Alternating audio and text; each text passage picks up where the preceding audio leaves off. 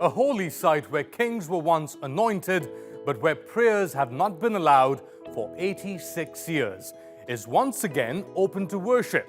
On July 10th, a court in Turkey scrapped Hagia Sophia's status as a museum, opening up the Byzantine-era cathedral to Muslim worship for the first time since 1931.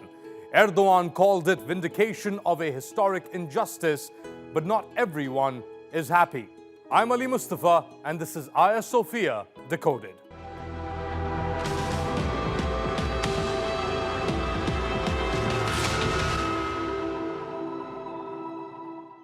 It's the mid-1930s, more than a decade since the end of the Ottoman Empire, and the newly established Republic of Turkey is undergoing dramatic change.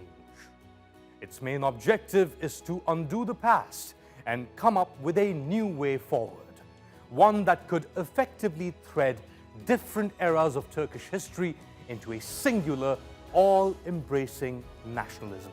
And Hagia Sophia, a cathedral built in the 4th century, neatly compressed 1500 years of Byzantine and Turkish history. And for Turkey's founder, Mustafa Kemal Atatürk, there was no better way to show the world a new Turkey than to secularize its most important monument. So he stripped the mosque of its religious symbols, banned Islamic prayers held there for 600 years, and turned Hagia Sophia into a museum. While Atatürk's revolutionary move was praised in the West, for many Turks, it was a bitter pill to swallow.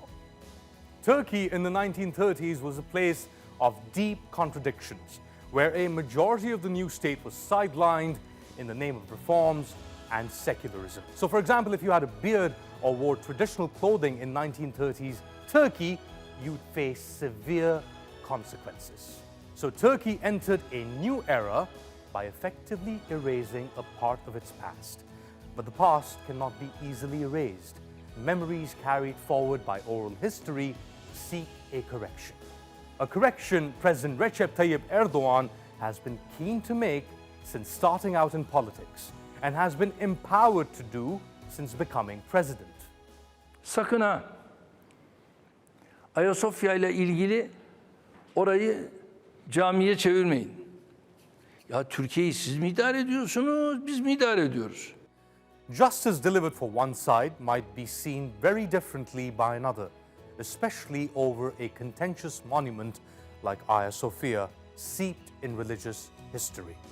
Muslim possession of Hagia Sophia was cited as one of the main motivations behind the killing of 51 worshippers at 2 mosques in New Zealand in 2019. The perpetrator, Brenton Tarrant, a suspected white supremacist. In a manifesto released before the attack, he said, "Until Hagia Sophia is free of the minarets, the men of Europe are men in name only." The attack drew a sharp rebuke from Erdogan. İşte 16.500 kilometre öteden birileri Hagia Sophia'yı ele almak istiyor. Hagia Sophia'yı kısa zaman önce biliyorsunuz camiden müzeye çevirmişlerdi. Şimdi biz de inşallah seçimden sonra tekrar müzeden ismi olarak camiye çevireceğiz.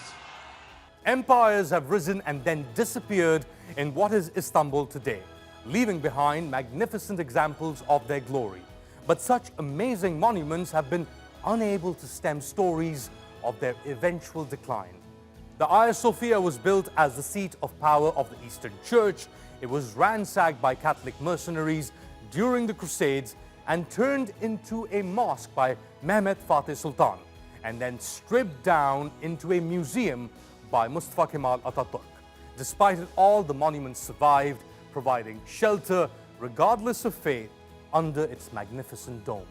And because it is still sought after 1500 years of being constructed, it's safe to say it'll be there long after you and I are gone.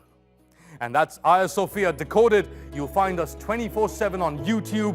You can also reach out to me with your questions and comments, or if you'd like something decoded, I'm on Twitter at Ali_Mustafa.